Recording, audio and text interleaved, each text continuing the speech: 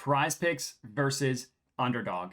Two insanely popular DFS platforms that you can use in the States that have a lot of similarities, but also have a lot of differences. And that's exactly what we're going to detail in this video. Despite the fact that they both are DFS operators with pick'em options, there are some differences between the two. Some pluses, some minuses, some pros, some cons for each one. So in this video, I'm going to detail the similarities and the differences between PrizePicks versus Underdog. And then at the very end, I'm going to give you the optimal strategy when using each platform. As for me, my name is Matt Modi. I am a content creator and betting analyst for oddsjam.com. I appreciate you for watching this video. While you're here, I would also appreciate it if you could like the video, comment, and let me know your thoughts, your feedback. Even if it's negative, feedback is always appreciated. And then, of course, subscribe to the YouTube channel. You can also find me on my social medias you see on the screen here, most notably Twitter at Jedi Modi. I post a bunch of free picks as well as helpful analysis on Twitter, so definitely recommend hitting me up there. You can find a link to that in the description of the video as well as the pinned comment. So PrizePicks versus Underdog. As I mentioned, let's chat about the similarities and the differences between the two. Right off the bat, there are two major differences that I want to discuss between the two. Number one, for PrizePicks, the max number of picks you can put into one entry is 6, but for Underdog, the max is 5. So PrizePicks will allow you to do a 6-pick option, whereas Underdog will max allow you to do a 5-pick option. So that's one major difference. And then the second one, so PrizePicks and Underdog, and this part's a similarity, they both have different options where you can essentially make your payout lower, but make your risk lower as well. PrizePicks calls it a flex option. Underdog calls it an insurance option. Basically what it means is you can lose one of your picks in an entry and still make money. But one key difference is that when you are placing a 5 or 6-pick entry on PrizePicks, you have to do a flex option. You don't have the option of playing it straight up. Whereas Underdog, you can do a 5-pick option straight up. You can do it without insurance. Now, should you? That's a question that we will answer later, but that is a big difference. Now, as I mentioned, they both offer some sort of option where you can still lose a pick, or in PrizePicks case, you can actually lose 2 of your 5 or 6-pick flexes and still make money. They just have different terms for it. PrizePicks calls it a flex option. Underdog calls it an insurance option, but they mean the exact same thing. Now, I'll explain exactly how they work in a little bit, but I did just want to highlight, like if you hear someone say a PrizePicks flex or an Underdog insurance, it literally means the exact same thing. They both offer the flex/insurance option starting at 3 picks. And then again, for PrizePicks, you have to do it on a 5 or 6-pick play, whereas Underdog, you have the option of doing it for a 3, 4, or 5-pick option. Now let's get to the good stuff. Let's talk about the payouts and the similarities and differences there. So right off the bat, they both offer 2-pick options. The payouts are the exact same. If you hit a 2-pick option on PrizePicks and Underdog, you will double your money. You put in $10, you will get a total payout of $30, which means $20 in profit because you have to subtract your initial risk. Now, in terms of value, I don't recommend really ever playing a 2-pick option. It makes sense because you think, oh, it's the easiest for me to hit. I only need to get 2. But in terms of math and in terms of value, it's just not there. So I really don't recommend playing a 2-pick option on PrizePicks or Underdog. Now for 3 picks, Underdog is significantly, all caps, significantly better for a 3-pick option than PrizePicks.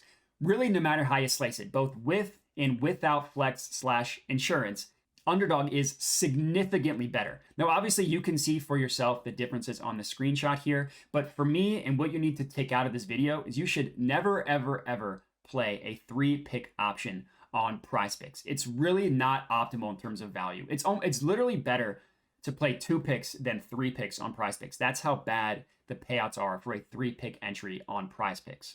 Neither option's good. With or without flex, do not touch it on PrizePicks. Now, for Underdog, that's actually not the case. Now, there is a huge difference in payout between Underdog and PrizePicks, right? Which you can see on the screen here.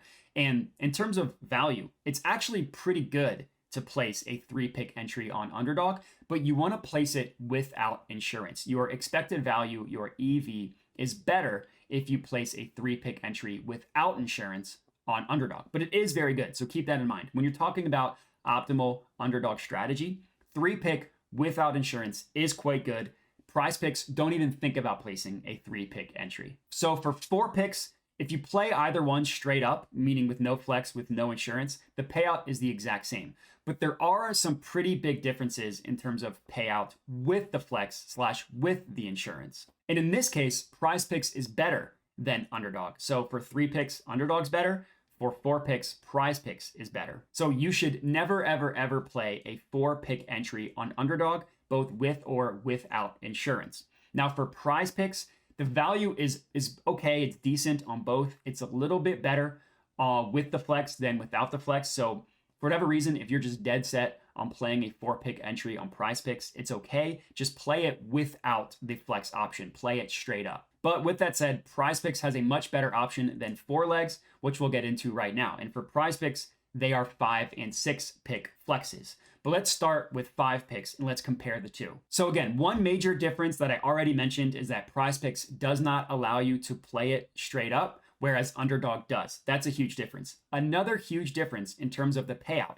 As you can see on the screen here, if you lose 2 of your 5 picks in Underdog, you lose your entire entry. Whereas with PrizePicks, you get 40% of your entry back. Now, to be clear, you are still losing money on PrizePicks. If this happens, they will just give you 40% of your initial risk back. Meaning, if you risked $10 on a 5-pick PrizePicks entry, 2 of those 5 picks lost, you would get $4 back. So you would lose the $6, the 60%. But 40% is still better than 0%. And that's a key difference with the PrizePicks and Underdog 5-pick options. Now let's stick with Underdog for a second, specifically with these 5-pick entries. Value is awesome. Value is very good on Underdog, both with and without insurance, but it's slightly better with insurance. And I mean ever so slightly. So really, when you're playing Underdog and you want to play a 5-pick entry, you could do either one straight up. If you want to be a little bit risky, straight up, or you could, if you want to be a little bit safer, you could play it with the insurance. The value is ever so slightly better with the insurance, but it's really good on both. Now for PrizePicks, both 5 and 6 pick flexes are great. Obviously, I mentioned Underdog doesn't have a 6-pick option, so you only have PrizePicks to compare to, but the value is great on both a PrizePicks 5 and 6 pick flex. So if you're deciding between the two, you have 6 plays you like, play 6. If you only have 5, play 5, but the value is great on both.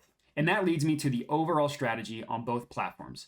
When you're playing Underdog, you should either play 3 picks without insurance or 5 picks with insurance. Those are the 2 best options. Now, I mentioned 5 picks is also good without insurance. It's slightly better with the insurance. And then for PrizePicks, it's pretty easy. Just play 5 or 6 picks. 4 is okay. It's not nearly as good as 5 or 6 pick flexes. So that's what you should do on PrizePicks, 5 or 6 pick flexes. And that's pretty much it. We've successfully highlighted the differences and the similarities between PrizePicks versus Underdog. If you have any questions, again, please don't hesitate to reach out. Other than that, remember to like, comment, and subscribe. I appreciate you for watching. Have a good one. All right, everybody, thanks for watching. Hope you enjoyed the video. Below are all of my different social medias where I post picks and plays daily. Make sure to hit me up there. Also, make sure to subscribe to the YouTube channel as I'm constantly putting out new videos to learn how to make money sports betting. And that's it. So thanks for watching and have a good one.